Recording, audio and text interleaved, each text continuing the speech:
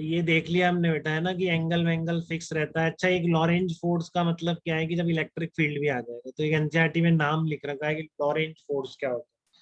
तो जब electric field और मैग्नेटिक फील्ड दोनों प्रेजेंट होंगे, तो जो नेट फोर्स लगेगा that will be equal to q E vector plus q v cross B.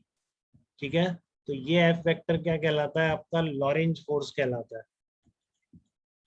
तो ये देखो आप, एक particle enters in a uniform magnetic field B vector with velocity v at angle theta as shown in the figure. तो यहाँ vertical से theta angle पर ये एंटर कर रहा है पार्टिकल, और mass of the particle m है, charge is q, then find out. तो ये काफी इंपॉर्टेंट और काफी बेहतरीन प्रॉब्लम है। ठीक है, सब जगह आपको मिलेगा ये। ठीक है, तो आपको कितना टाइम यहाँ पर, अब पूरी सब जगह मैग्नेटिक फील्ड है ऐसा नहीं है इस प्रॉब्लम। ठीक है ना, यहाँ से पार्टिकल एंटर कर रहा है, और फिर ये कैसे निकलेगा, आप कैसे देखें, तो वी क्रॉस बी निकालो। देखो इधर आता है क्या v cross B, v vector इधर है वी वेक्टर क्रॉस है। Yes sir. ठीक है, तो वी क्रॉस बी आप निकालेंगे तो इसके परपेंडिकुलर इधर आएगा, तो यहाँ पर कहीं सेंटर होगा, पहले सेंटर बना दो। ठीक है ना, फिर उस सेंटर मानते हुए इसको घुमा दो, तो यहाँ से ये बाहर निकल जाएगा, तो सीधा टेंजेंशियली उसके बाहर निकलते ही फोर्स जीरो हो जाएगा, जो इसकी वेलोसिटी जस्ट बाहर निकलने पे थी उसी पे चला जाएगा। ठीक है, क्योंकि यहाँ पर मैग्नेटिक फील्ड फाइनाइट है, तो ये बिल्कुल अभी सर्कुलर पाथ पे तो चलेगा ही चलेगा, उसमें कोई डाउट। देखो इसमें गलती कर देते हैं, कहते हैं थीटा एंगल है तो ये हेलिकल पाथ होगा, ऐसा लगता कहीं होगा, बट ये क्रॉस है बेटा बी वेक्टर, तो अब भी बी वेक्टर और बी वेक्टर के बीच का एंगल 90 डिग्री तो है।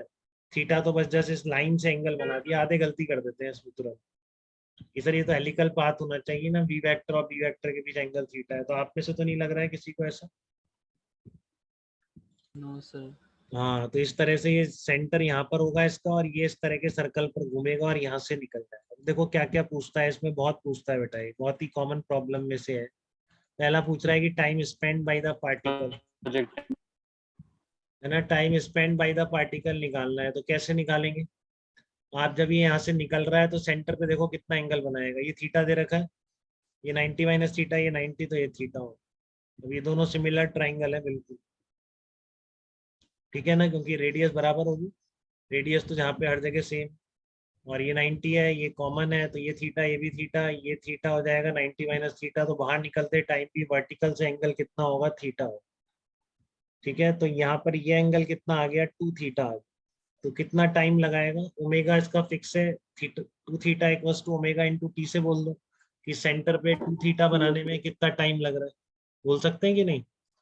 ओमेगा कितना है इसका, एंगुलर वेलोसिटी कितनी होती है सर्कुलर मोशन में, क्यू बी बाई एम होती है कि नहीं, बताओ एक बार। यही होती है एंगुलर वेलोसिटी सर्कुलर मोशन में, यूनिफॉर्म फील्ड में। टाइम पीरियड 2 पाई m/क्यू बी, टाइम पीरियड का भी रटा हुआ होना चाहिए, ये भी याद होना चाहिए, सब हो ही जाएगा। ये टाइम पीरियड का याद है, उससे निकालो। 2 पाई/ओमेगा रखो, ओमेगा कितना आ रहा है, क्यू बी बाई। तो या तो ऐसे कर दो 2 थीटा, देखो ये कर रखा है मैंने, 2 theta equals to omega into t, तो टाइम आ जाएगा। या फिर जब पूरा 2 पाई सेंटर पे एंगल बनाता था, टी टाइम लगता था, अब 2 थीटा बना रहा है तो कितना लगेगा, कैसे भी कर लो, वो आपकी मर्जी।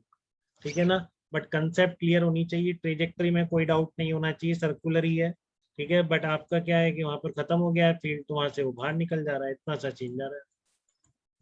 फिर पूछ रहा है ये पी क्यू डिस्टेंस कितनी होगी, तो आपको गलती कर सकते हैं क्या इसमें, जबकि ये थीटा है, ये आर है, तो क्या आप ये डिस्टेंस नहीं लिख पाएंगे, पी क्यू डिस्टेंस? बताइए ध्रुव, लिख लेंगे आप ये P Q distance? Yes sir. हाँ, तो पी क्यू कितना आ गया आपका, 2r sin थीटा आ जाएगा, r sin थीटा ये, r sin थीटा ये, 2r sin थीटा।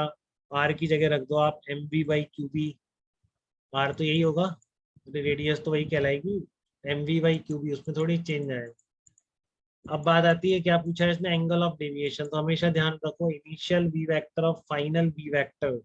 ठीक है, फाइनल वेलोसिटी वेक्टर और इनिशियल वेक्टर को एक पॉइंट पे रख दिया करो हमेशा, जब भी इस तरह का डेविएशन पूछो। तो उनके बीच का एंगल क्या कहलाता है, आपका एंगल ऑफ डेविएशन कहलाता है। ठीक है, तो यहाँ पर वी वेक्टर वर्टिकल से थीटा एंगल बना रहा था, आपने निकाला अभी ये भी थीटा होगा, तो इसके वी इनिशियल वेक्टर एक पॉइंट पे करो, थीटा एंगल पर वी फाइनल वेक्टर ये, तो डेविएशन कितना बोला जाएगा। ठीक है, बताइए धर्मान, डेविएशन कितना बोलेंगे, वी इनिशियल वेक्टर और वी फाइनल वेक्टर के बीच का एंगल कितना आ रहा है, वो 2 थीटा। 2 थीटा आ रहा है, तो ये आपका डेविएशन एंगल यहाँ पर कितना हो जाएगा, 2 थीटा कहलाएगा आपका angle of deviation between v final vector and v initial vector. Deviation angle will be equal to 2 theta. ठीक है, किसी को कोई कंफ्यूजन बेटा इसमें बताइए। अब ये बात अपन कल करेंगे, motion of charge particle in finite field. बस ये दो बातें और हैं, इसके बाद ये लेक्चर हो जाएगा। ये थोड़े 3-4 प्रॉब्लम कल ले लेंगे अपन अच्छी तरह। ठीक है, आज यहाँ तक रिवाइज करिएगा आप ढंग से। कल नहीं, कल तो छुट्टी है आपके, मंडे ही हो पाएगा हो। और सैटरडे संडे क्लास नहीं, ध्यान रखिएगा।